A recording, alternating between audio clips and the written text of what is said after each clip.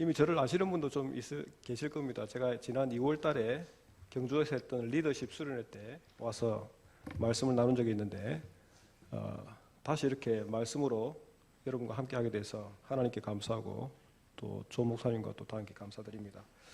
제가 말씀 부탁을 받고 어떤 본문으로 설교할까를 고민을 좀 했습니다. 가만히 생각을 하다가 현재 우리나라에 속한 모든 국민들이 여러 가지 문제로 힘들어하고 어려워한다는 것을 생각을 했습니다. 그래서 야고보서에서 시련의 문제를 다루는데 이 시련의 문제를 좀 다루면 좋겠다 싶어서 제가 야고보서 1장을 택했습니다. 지난 2월 달에 제가 왔을 때는 야고보서 3장을 가지고 하늘의 지혜로 행하라 라는 제목으로 그렇게 말씀을 나누는데요. 오늘은 1장 첫 부분 1장 1절부터 4절까지 이 부분을 통해서 늘 시련 중에 살아가는 저와 여러분들에게 하나님께서 주시는 신앙의 원리가 무엇인지에 대해서 한번 생각을 해볼까 합니다. 본문을 다루기 전에 먼저 한번 생각해 볼 문제가 있는데요. 저는 항상 말씀을 준비할 때나 성경 공부를 준비할 때에 가장 먼저 생각하는 것은 어떤 성경을 하든지 간에 갈라디아서를 하든지 에베소서를 하든지 어떤 성경을 하든지 간에 이 성경이 왜 기록되었을까를 먼저 생각해 봅니다. 왜냐하면 기록 목적을 알아야 그 성경이 어떤 상황에서 누구에게 왜 기록되었는지를 알 수 있기 때문입니다. 그리고 기록 목적을 알면 그 성경 전체를 이해할 수 있을 뿐 아니라 성경의 각 부분도 더 잘 이해할 수 있기 때문입니다. 그죠? 기록 목적이 있고 각 부분들이 있기 때문에 각 부분들이 기록 목적에 어떻게 맞추어서 이렇게 기록되었는지를 알 수 있기 때문입니다. 뿐만 아니라 기록 목적을 알면 오늘날의 독자들, 저와 여러분들이 그 성경을 읽을 때에 이 부분은 이런 부분에서 적용하면 참 좋겠구나 라는 것을 알 수 있기 때문에 기록 목적을 아는 것은 아주 중요하고 또 처음부터 이렇게 제일 처음 부분에 시행되어야 할 그런 단계인 것입니다. 그럼 여러분 야고보서의 기록 목적이 무엇일까요? 그것을 알 수 있는 단서가 제가 볼 때는 1장 1절에 있는 것 같습니다. 여기 보면 수신자들을 호칭할 때에 흩어져 있는 이런 표현을 씁니다. 여기 흩어져 있는 이 표현은 여러분들이 잘 아시는 디아스포라라는 표현입니다. 디아스포라, 엔테 디아스포라, 디아스포라의 안에. 여러분 디아스포라 들어보셨습니까? 네. 뜻이 뭐죠? 뜻은 잘 모르겠죠. 이 디아스포라라는 단어는 그 의미 자체는 확산 또는 분산 이런 의미를 가지고 있습니다. 그런데 이 표현이 이스라엘의 역사와 맞물려져서 특히 이스라엘의 유대인들이 해외로 흩어져 있는 그런 역사적 상황과 함께 맞물려 사용되면서 지금 대부분의 사람들은 이 디아스포라를 어떻게 이해하냐면 팔레스타인 이외의 타국에 거주하는 유대인 거주지 이렇게 이해를 하고 있습니다. 이게 사전적인 지금 의미입니다. 어쨌든 간에 이 말은 야고보서의 수신자들이 여기저기 흩어져 있는 교회라는 말입니다. 초대교회 당시의 상황을 생각해 보면 흩어져 있는 각 교회가 속해 있던 그 지역의 대다수 사람들은 기독교인이 아니었을 것입니다. 그러니까 종교적인 환경이 달랐다는 것입니다. 자신의 나라를 떠나서 다른 나라에 정착해서 사는 사람들이 주를 이루는 교회였다면 그들이 가진 문화와 그들이 사는 그 지역의 문화와도 달랐을 것입니다. 한마디로 말해서 야고보서의 수신자들은 종교적으로나 문화적으로나 사회적으로 이방인으로 살았다는 것입니다. 여러분 종교와 문화와 사회적 분위기가 다른 외국에서 이방인으로 살아가는 것은 어떻다고 생각하십니까? 아주 쉽지 않습니다.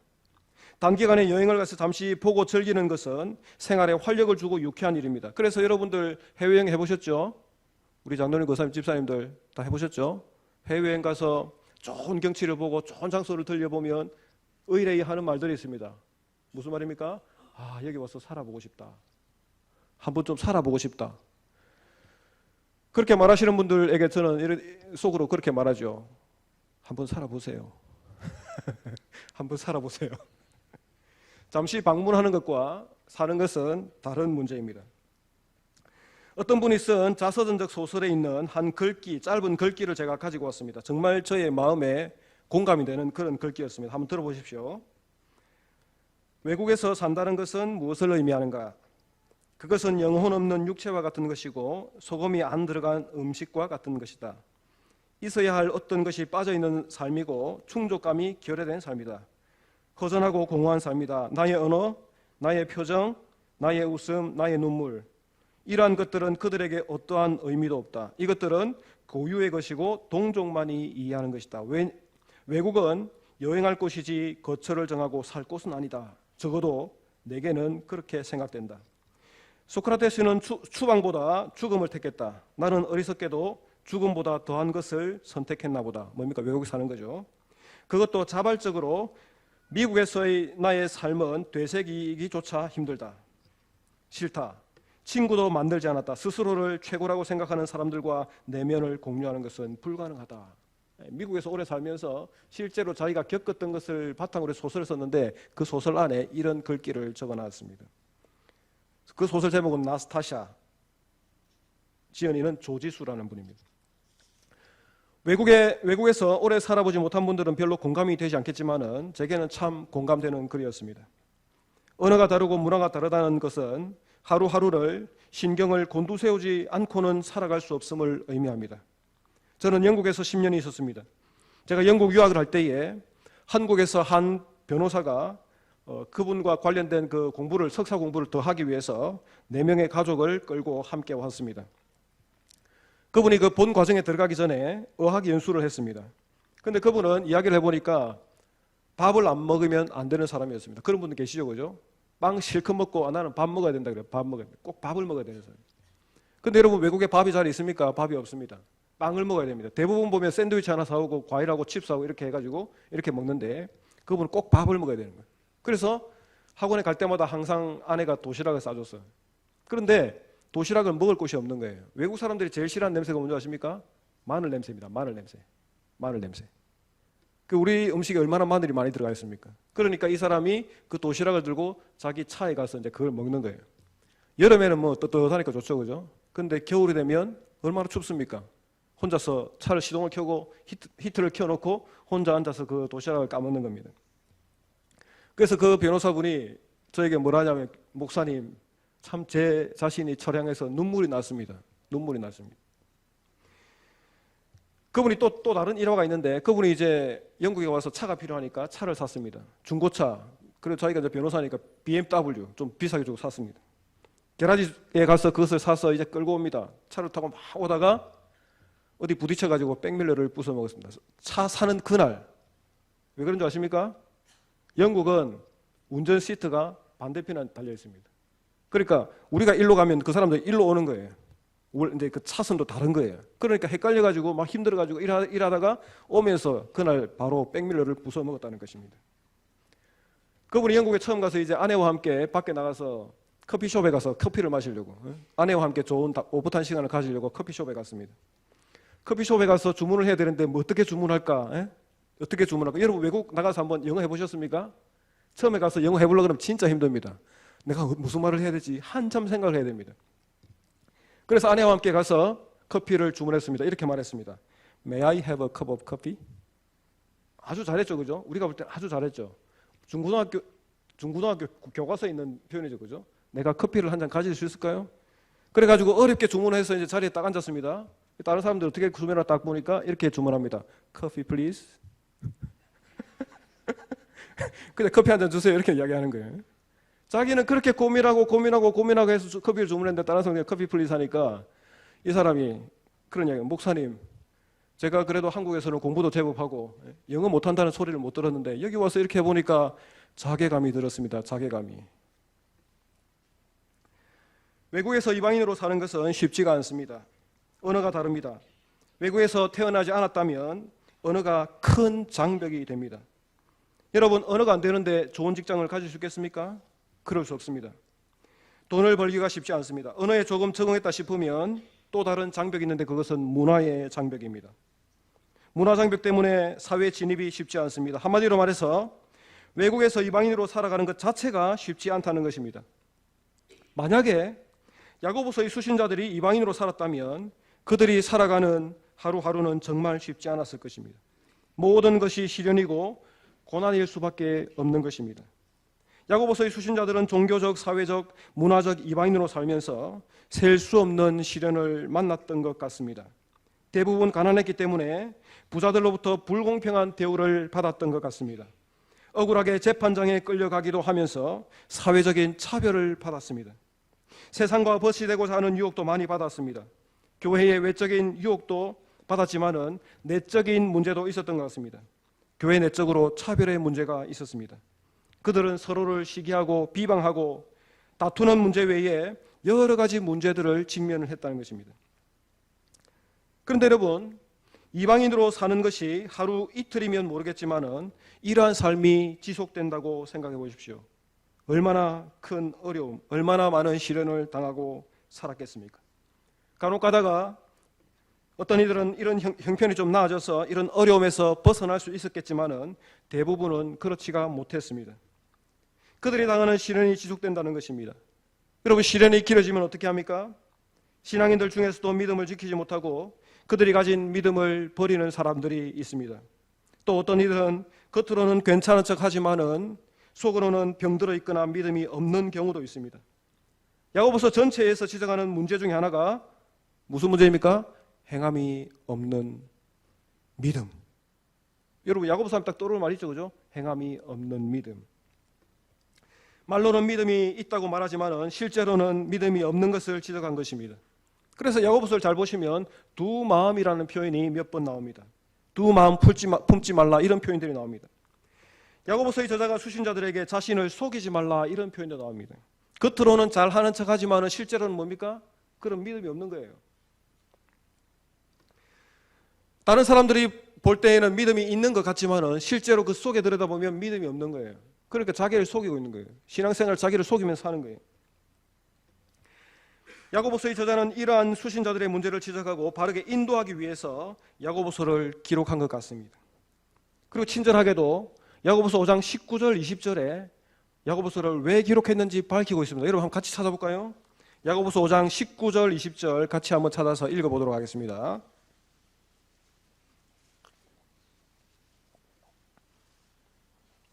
(5장 19절 20절) 자, 같이 읽겠습니다. 시작.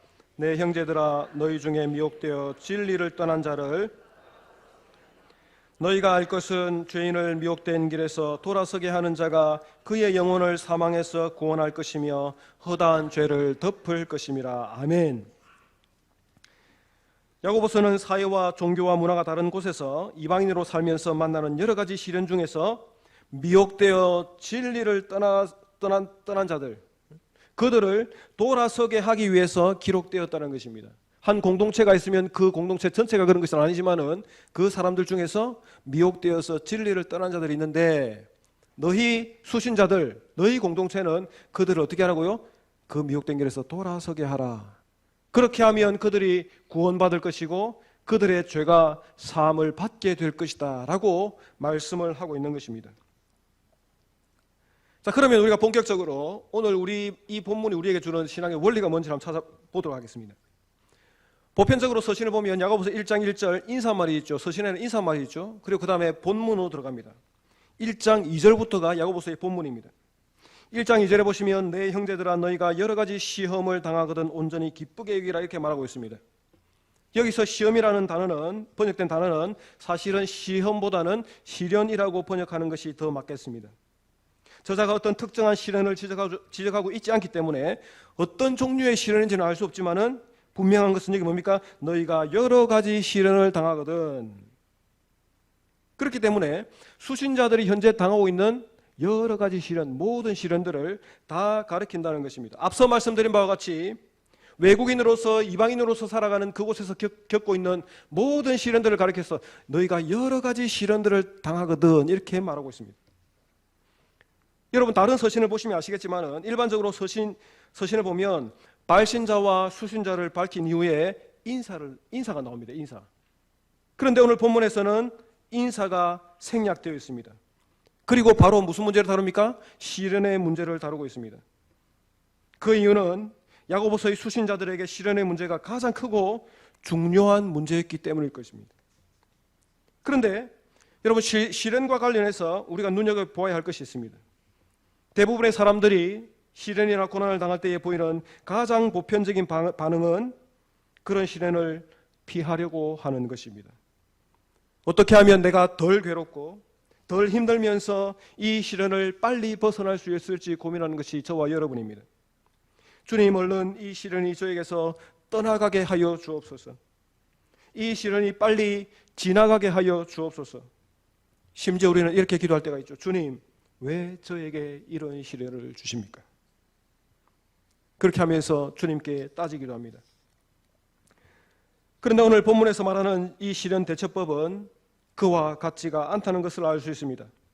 형제들아, 너희가 여러 가지 시련을 당하거든 어떻게 하라고요? 온전히 기쁘게 여기라. Consider it pure joy. NIV 성경에 그렇게 번역을 해놓았습니다. 무슨 말입니까, 여러분? 너희가 당한 어려움이 어떤 종류의 것이든지, 그 어려움을 당한 이유가 무엇이든지, 그 어려움을 얼마나 오래 당하고 있든지 간에 그것을 피해가려 하지 말고, 따지지도 말고 온전히 기쁘게 여기라는 것입니다. 여러분, 온전히 기쁘게 여기라는 말은 퍼센테이지 따지면 몇 퍼센트입니까? 100%입니다. 100%. 불순물이 섞이지 않은 순수한 기쁨을 말합니다. 제가 조금 전에 영어를 말씀드렸죠. 예? 순수한 기쁨 어떻게 했습니까? Pure joy 그래서 pure joy. pure라는 말은 순순하게, 순수한, 하나도 불순물이 섞이지 않은. 그래서 여러분 잘 아시겠지만은 순금을 뭐라 그러죠? pure gold라고 합니다. pure gold. 불순물 하나도 섞이지 않아요. 100% pure gold. 그래서 첫 번째 원리는 우리가 시련을 당할 때에 어떻게 하라고요? 온전히 기쁨으로 여기라. 그러면 여러분, 우리가 온전히 기쁨으로 여겨야 되는데 그 이유를 알아야 될 거 아닙니까? 왜 우리가 그것을 온전히 기쁨으로 여겨야 됩니까? 그 이유를 3절에서 밝히고 있습니다. 3절에 보면요, 이는이라죠. 이는, 이 말은 뭡니까? 왜냐하면 이 말입니다. 왜냐하면 시련을 만났을 때에 그것을 온전히 기쁨으로 여겨야 할 이유를 설명합니다. 3절에 보시면 너희 믿음의 시련이 인내를 만들어내는 줄 너희가 알미라. 여기 보시면 시련이라는 단어가 사용됐지만은 정확하게 말하면 테스트입니다. 테스트. 테스트로서의 시험을 가리킵니다. 그래서 다시 읽어보면 너희의 믿음에 대한 테스트가 인내를 만들어내는 줄을 너희가 알미라. 여러분, 이게 무슨 말입니까? 앞서 1장 2절에서 보면 그들이 당하는 여러 가지 시련에 대해서 이야기했죠. 1장 2절에. 그런데 그 다음 이어지는 3절에 보면 그 시련을 당하는 그 상황 자체가 뭐라고요? 우리의 믿음을 테스트하는 것이라는 것입니다. 1장 2절에서 언급했듯이 야고보서의 수신자들이 당하고 있는 그 시련이 곧 그들의 믿음을 테스트하는 시험, 우리 학생들이 시험 치듯이 그동안 공부를 열심히 했는지 시험 치듯이 그 시험이라는 것입니다.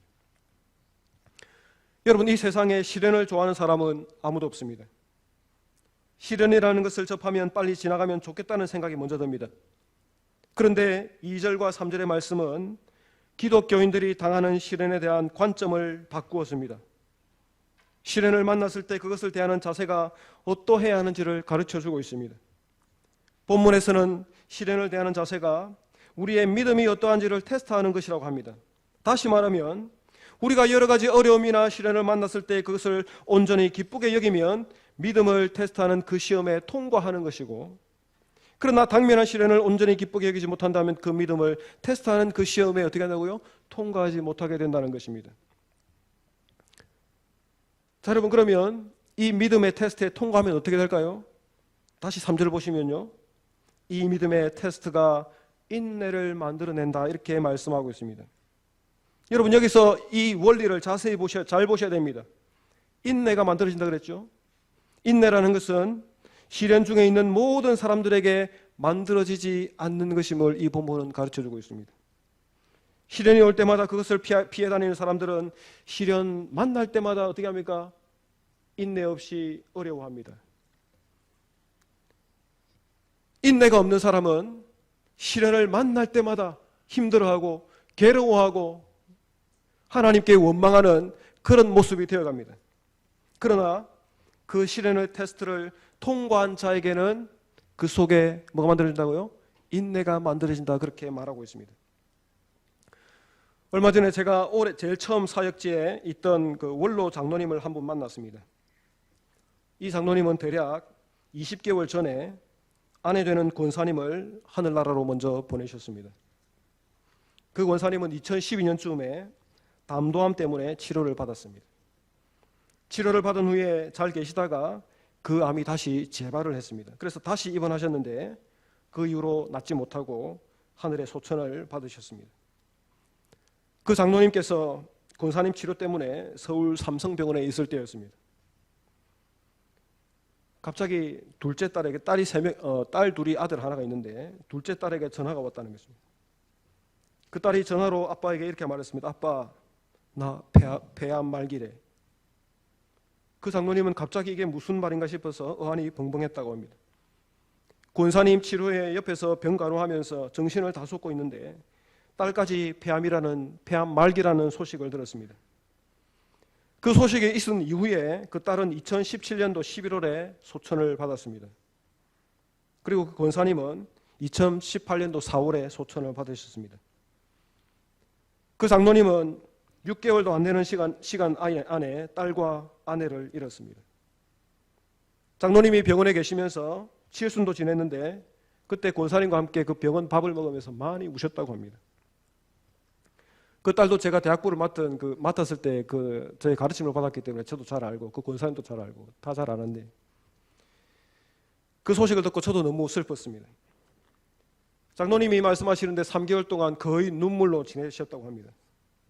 그런데 하루는 이렇게 눈물로 지내다가 기도를 하는데 이런 생각이 들었다고 합니다.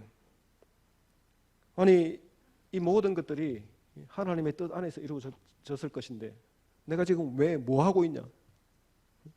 자신이 이렇게 시간 보내는 것이 하나님의 뜻에 맞지 않겠다 생각해서 그때부터 정신을 차리고 훌훌 털고 일어나서 은퇴 장로회에 가입해서 매주 기도회도 가고 또 어떤 장로님들이 모여서 하는 성경공부에 참석도 하고 그래서 제가 한번 만나자고 전화를 했는데 만날 시간이 없을 정도로 바쁘게 그렇게 지내면서 지금 하나님께 감사하면서 잘 지낸다고 기쁘게 지내고 있다고 그렇게 말씀을 하셨습니다. 제가 그 장로님께 그랬습니다. 장로님 참 대단하십니다. 어떻게 그렇게 큰 어려움을 이겨내셨습니까? 그때 그 장로님께서 이렇게 말씀하셨습니다. 제가 믿음이 없었다면 이렇게 못했을 것입니다. 제가 생각할 때 그 장로님은 시련을 당했을 때에 그 믿음의 테스트를 잘 통과하신 것 같습니다. 그리고 이제는 그 속에서 인내가 만들어졌고 이제는 어떤 어려움이 와도 그 모든 시련 가운데서도 기쁨으로 여길 수 있는 그런 그 인내가 굳건한 인내가 그 마음속에 자리 잡았다고 생각합니다. 믿음의 테스트를 통과하는 자의 그 속에 인내가 만들어지는 것입니다. 그렇기 때문에 우리는 시련을 만났을 때에 온전히 기쁨으로 여겨야 합니다. 쉽지 않을 것입니다. 저자도 수신자들 향해서 이렇게 말하죠. 너희 믿음의 시련이 인내를 만들어내는 줄을 너희가 알미라. 너희가 아는데 왜 다시 이야기하고 있죠? 아는데 왜 다시 이야기합니까? 알지만은 그것을 행하는 것이 쉽지 않기 때문에 그렇습니다. 다시 한번 리마인드 시켜주는 것입니다. 너희가 알지만은 잘 행하지 못하는 그것들 내가 다시 알려주니 어떻게 하라고요? 시련을 만났을 때 기쁘게 여기라. 그렇게 할 때에 인내가 만들어진다. 그럼 여러분 이런 그 원리 다음에 인내가 만들어진 이것 다음에 하나님께서 또는 야고보서 저자가 원하는 게 뭘까요? 사절에 보니까 이렇게 말하죠. 인내를 온전히 이루라. 이런 명령을 하고 있습니다. 인내를 온전히 이루라. 이 말을 다르게 번역하면 인내로 하여금 그 일을 이루도록 하라. 또는 시작한 인내의 일을 마치도록 하라라는 의미입니다. 여러분 어떻게 하면 인내가 그 시작한 일을 마치도록 할 수 있을까요? 본문을 보시면 아시겠지만 여기 보면 기쁨으로 여기라, 인내를 온전히 이루라. 이것은 뭡니까? 명령형으로 되어 있습니다. 이는 시련을 당한 자가 의지적으로 노력을 해야 한다는 것입니다.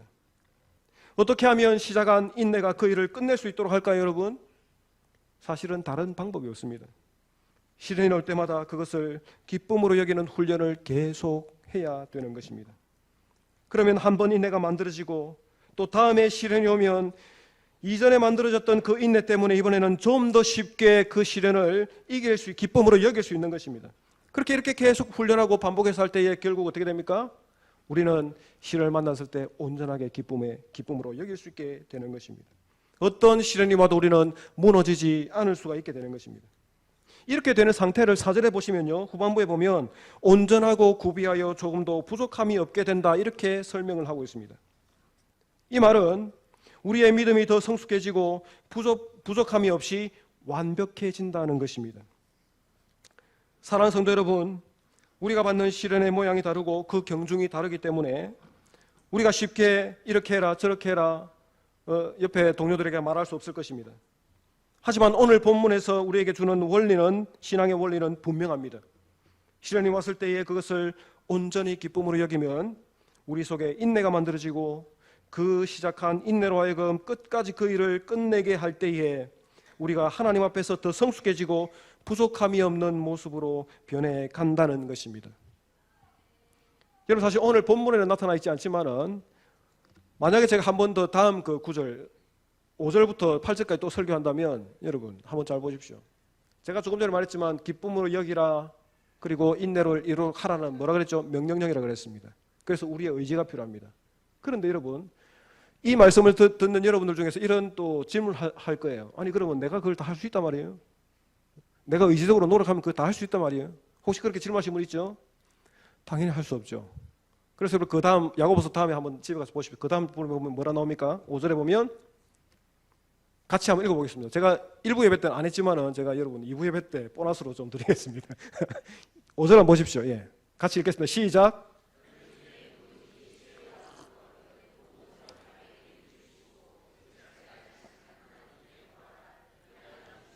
바로 지혜가 나오죠. 지혜가.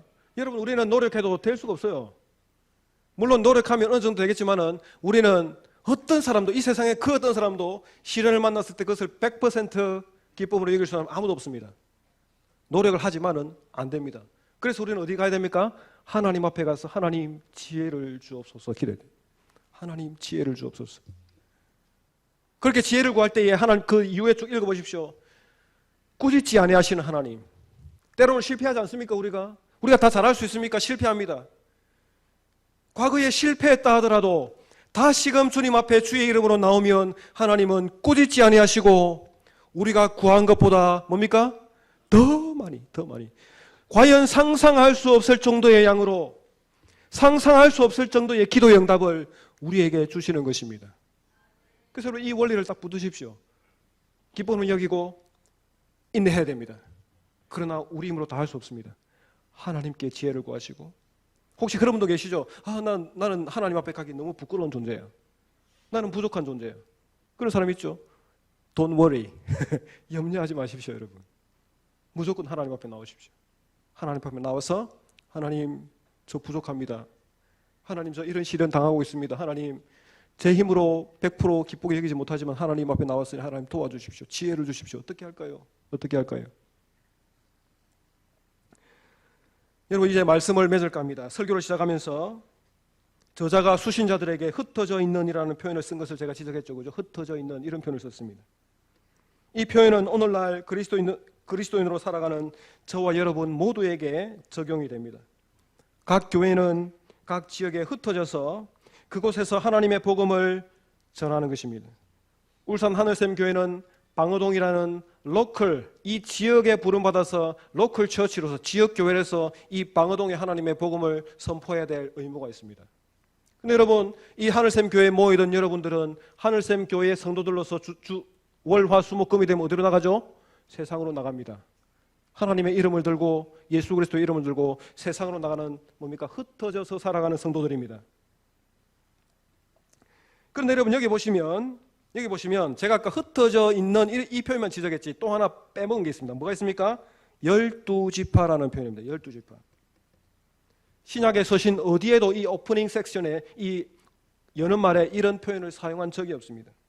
왜 야고보서의 저자는 수신자들을 부르면서 그냥 단순하게 너희라 하지 않고 흩어져 있는 12지파에게라는 이런 긴 수식어를 사용했을까요, 여러분? 왜 그럴까요? 어떤 사람은 이렇게 설명하기도 합니다.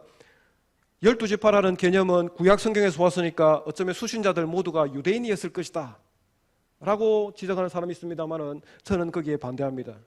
아니, 편지를 쓰는 사람이 그 사람들이 유대인이니까 그 단어를 썼을까요?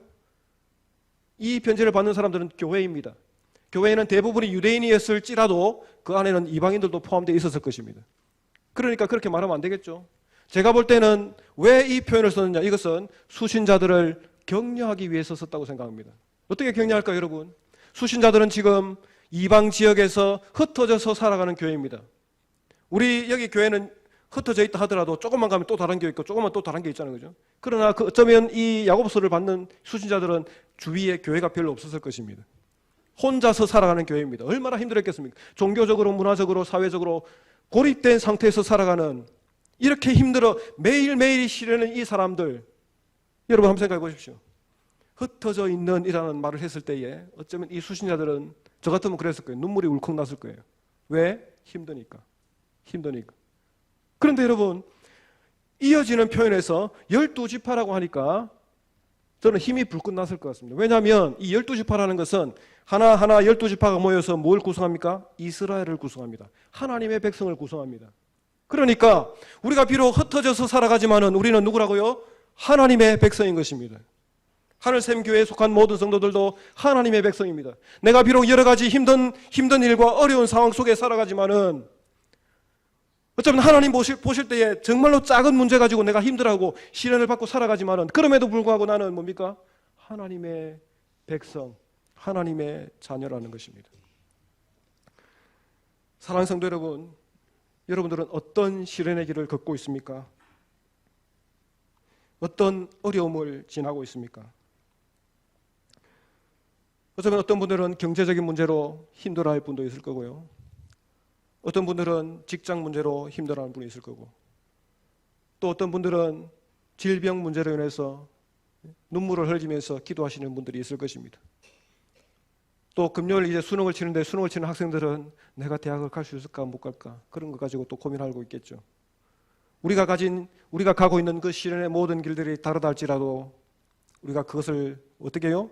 기쁨으로 여기려. 100% 기쁨으로 여기고, 그렇게 할 때 우리 속에 인내가 만들어지고 그 인내, 시작한 인내가 끝까지 갈 수 있도록 최선을 노력하되 어떻게 하라고요? 부족할 때는 하나님께 기도하고 하나님의 지혜로 이 모든 시련들을 이겨나갈 수 있기를 주의 이름으로 축원합니다. 함께 찬양하시면서 한번 같이 기도할까요?